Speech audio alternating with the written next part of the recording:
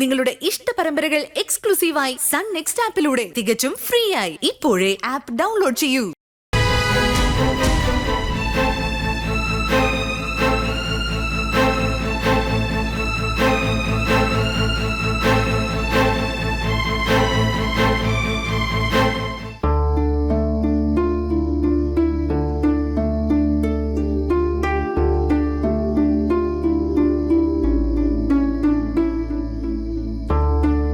അമ്മാവനെന്താ ആലോചിക്കുന്നത്? ഏയ്, പ്രത്യേകിച്ചൊന്നും ആലോചിച്ചില്ലെങ്കിലും മനസ്സ് കഴിഞ്ഞുപോയ കാര്യങ്ങളിലൂടെ ഇങ്ങനെ സഞ്ചരിച്ചുകൊണ്ടേയിരിക്കും. ആ, എന്താ എല്ലാരും കൂടി? അത് ഒന്നുമില്ല അമ്മാവ, ഞാൻ രാവിലെ ജോലിക്ക് പോകും.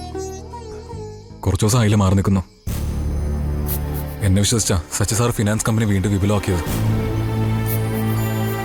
ഇനി ഇവിടുത്തെ കാര്യങ്ങളൊക്കെ ഞാൻ നോക്കിക്കൊള്ളാൻ രഘു. നീ നാളെ തന്നെ ജോലിക്ക് വയ്ക്കും. അതിലൊരു വീഴ്ചയും വരുത്തരുത്. വേറൊന്നുമല്ല, സച്ചിയോട് ഇപ്പം നമുക്കുള്ളത് ചെറിയൊരു കടപ്പാടല്ലല്ലോ. അല്ല, അമ്മാവൻ മഞ്ചാടിയോട് ഗോകുലിന്റെ കാര്യമെല്ലാം സംസാരിച്ചോ? സച്ചി സാറും കുടുംബവും ആ കാര്യത്തിൽ വലിയ പ്രതീക്ഷയിലാന്ന് തോന്നുന്നു. അതിപ്പോ അത്തരം കാര്യങ്ങൾ ചോദിക്കാനും പറയാനുള്ളൊരു മാനസികാവസ്ഥയിലല്ലല്ലോ ഞാനിപ്പോൾ ഉള്ളത്. കുറച്ച് കഴിയട്ടെ. സാവകാശം എല്ലാത്തിനും ഒരു തീരുമാനം ഉണ്ടാക്കാൻ പറ്റുന്ന എന്റെ വിശ്വാസം. അതെ രഘുവേട്ട, എന്തായാലും ഗോകുലിനെ കുറിച്ചുള്ള എല്ലാ തെറ്റിദ്ധാരണയും അവൾക്ക് മാറിയല്ലോ. മാത്രല്ല, ചെയ്യാത്ത തെറ്റിന് അവനെ ജയിലിലേക്ക് കിടത്തേണ്ടി വന്നതിന്റെ കുറ്റബോധം അവൾക്കുണ്ട്.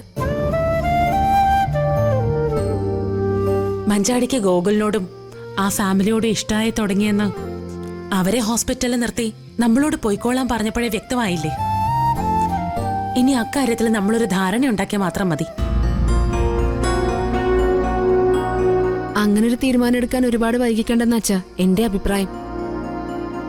പറ്റിയാൽ ഇന്ന് തന്നെ അച്ഛൻ മഞ്ചാടിക്കൊരു സൂചനയെങ്കിലും കൊടുക്കണം. ഇപ്പോ അവൾ അച്ഛൻ പറയുന്നത് എന്തോ അനുസരിക്കും. കൂടുതൽ ആലോചിക്കാൻ സമയം കൊടുത്താലേ ഇപ്പോഴത്തെ പിള്ളേരുടെ കാര്യ. ഇല്ല അമ്പിളി, മഞ്ചാടിക്ക് ഇനി മറിച്ചൊരു ചിന്ത ഒരിക്കലും ഉണ്ടാവില്ല. അവളുടെ അനുഭവത്തിൽ നിന്ന് പാഠങ്ങൾ ഉൾക്കൊണ്ട് കഴിഞ്ഞു. ഇപ്പോ അവള് നമ്മുടെ പഴയ മഞ്ചാടി മോള. അത് തന്നെ ഞാനും പറഞ്ഞത്. പഴയ മഞ്ചാടി മോള് വീണ്ടും വളർന്ന് വലുതാവും മുമ്പ് നമ്മൾ ചെയ്യേണ്ട കാര്യങ്ങൾ ചെയ്തു വെക്കണം അച്ഛ. അവളുടെ കാര്യം മാത്രമല്ല ഞാൻ പറയുന്നത്, ഗൂഗിളിനെ കൂടി ഉദ്ദേശിച്ച. മഞ്ചാടിയുടെ പുറകെ നടക്കുമ്പോ അവൻ വളരെ നല്ല പയ്യനായിരുന്നു. ഇപ്പോഴും അവനെക്കാളും നല്ലൊരു ചെറുപ്പക്കാരനെ കാണാൻ കിട്ടേയില്ല. പക്ഷേ ഗോകുല് പണ്ട് ആരായിരുന്നു എന്ന് നമുക്കൊക്കെ അറിയാവുന്നതാണല്ലോ. അതുകൊണ്ടൊക്കെയാ ഞാൻ പറയുന്നേ, എല്ലാം ഒത്തുവന്ന സമയത്ത് തന്നെ അവരെ ഒരുമിപ്പിക്കണം. വേറൊരു സമയത്തേക്ക് മാറ്റിവെക്കുന്നത് അബദ്ധമാ. ഇടി, നീ എന്തിനല്ല ഇങ്ങനെ നെഗറ്റീവായിട്ട് ചിന്തിക്കുന്നേ? എല്ലാത്തിനും അതിൻ്റെതായ ഒരു സമയം വേണ്ടേ? അത് നോക്കിയും കണ്ടും ചെയ്യാൻ അമ്മാവനറിയാം. അമ്പിളി പറയുന്നതിലും ചില കാര്യങ്ങൾ കൊണ്ടിരിക്കൂ. പക്ഷേ അങ്ങനെയൊക്കെ ചിന്തിച്ച് എടുപിടിയെന്നെല്ലാം ചെയ്യാനും കഴിയില്ലല്ലോ അമ്പിളി. പഠിച്ചുകൊണ്ടിരിക്കുന്ന കുട്ടിയല്ലേ മഞ്ചാടി. നിലവില് അവൾക്ക് വിവാഹപ്രായമൊക്കെ ആയെങ്കിലും പുതിയ തലമുറയിലെ കുട്ടികൾ 21 വയസ്സിൽ വിവാഹം മതിയെന്നൊക്കെ വാദിച്ചുകൊണ്ടിരിക്കുന്ന സമയം കൂടിയത്. മഞ്ചാടി പഠിപ്പ് കഴിഞ്ഞ് മതി കല്യാണം എന്ന് പറഞ്ഞ ഒരു അധ്യാപകനായിരുന്ന എനിക്ക് അത് അനുവദിച്ചു കൊടുക്കാനല്ലേ പറ്റൂ. മഞ്ചാടി അതിനുവേണ്ടി ഒരുപാട് സമയമൊന്നും ചോദിക്കാനിടയില്ല. എന്തായാലും അമ്മാവൻ സൗകര്യം പോലെ അവളോടൊന്ന് സംസാരിക്കും. എന്നിട്ട് ആ വിവരം സച്ചി സാറിനെ അറിയിച്ചാൽ മതി.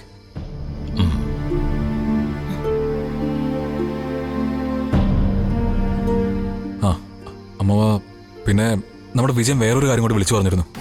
എന്താ? പോലീസ് വിനയനെ അവന്റെ വീട്ടിൽ നിന്നും അവനെ ഒളിവിൽ പാർപ്പിച്ചിരുന്ന സ്ഥലത്തൊക്കെ പോയി തെളിവെടുപ്പ് നടത്തി. മിക്കവാറും നാളെ കോടതിയിൽ ഹാജരാക്കി അവനെ റിമാൻഡ് ചെയ്യും. പല നാൾ കള്ളൻ ഒരു നാൾ പിടിക്കപ്പെടുമെന്നല്ലേ? നിയമം എന്തായാലും നിയമത്തിന്റെ വഴിക്കാനും നടക്കട്ടെ. ചിരു, നിന്നെ ചിലപ്പോൾ പോലീസ് വിളിപ്പിക്കും മൊഴിയെടുക്കാൻ.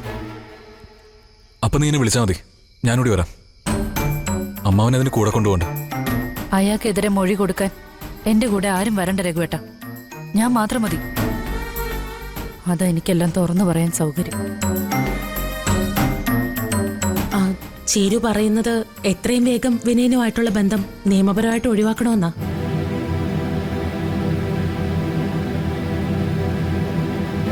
അതെ അച്ഛ, ഇത്രയും കാലം ഞാൻ ചുമന്ന് നടന്ന ശാപഭാരം ഇനിയെങ്കിലും എന്റെ തലയിൽ നിന്ന് ഇറക്കി വെച്ച് തരണം.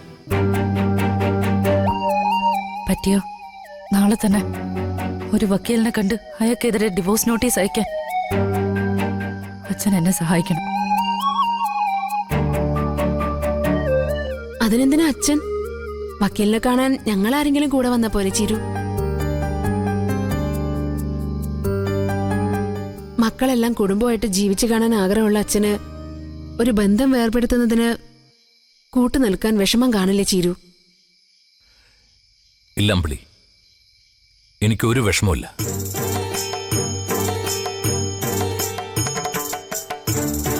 സ്വന്തം അവയവമാണെങ്കിലും ക്യാൻസർ വന്നാ ആ കോശങ്ങളെ മുറിച്ചു മാറ്റണം.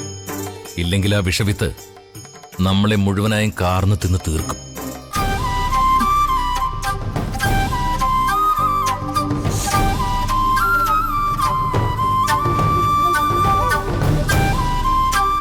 മോളെ, അവനെപ്പോലെ ഒരുത്തന്റെ കൂടെ ഇത്രയും കാലം നിന്നെ ജീവിക്കാൻ പ്രേരിപ്പിച്ചു തന്നെ എന്റെ തെറ്റ്. ആ ബന്ധം അവസാനിപ്പിച്ചുകൊണ്ട് തന്നെ അച്ഛനത് തിരുത്തും. അച്ഛാ, നമുക്ക് നാളെ തന്നെ പോയി ഒരു വക്കീലിനെ കാണാം. നിന്റെ കൂടെ എന്തിനും ഇനി ഈ അച്ഛനുണ്ടാവും.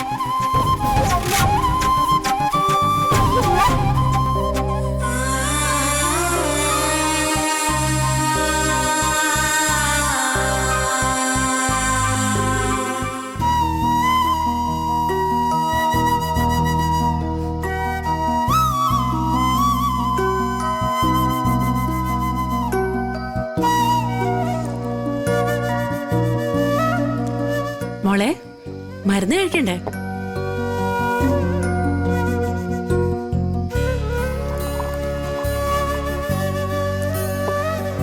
നീ എപ്പോഴും ഇങ്ങനെ വിഷമിച്ച് ചടഞ്ഞു ഓടിയിരിക്കേണ്ട കാര്യമൊന്നുമില്ല മോളെ.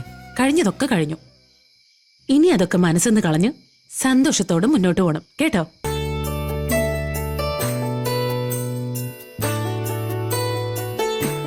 ഞാൻ ശ്രമിക്കുന്നുണ്ട് ചേച്ചി.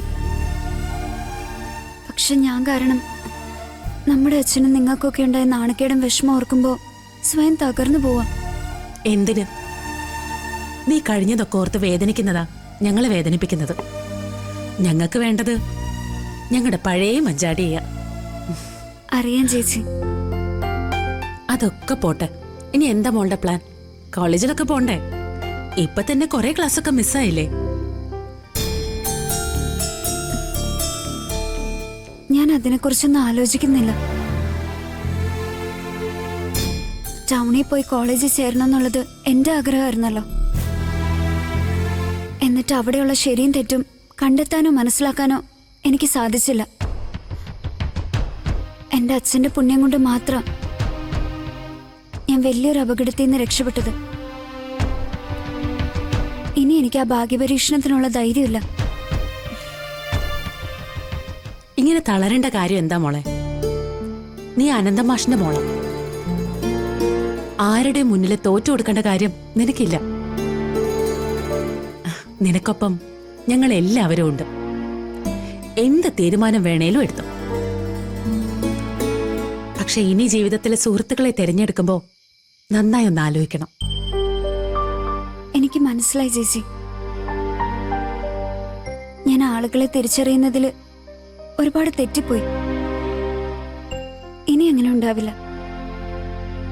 ഇനി എന്റെ ജീവിതം അച്ഛൻ പറയുന്ന പോലെ ചെയ്യണമെന്ന് എന്റെ ആഗ്രഹം.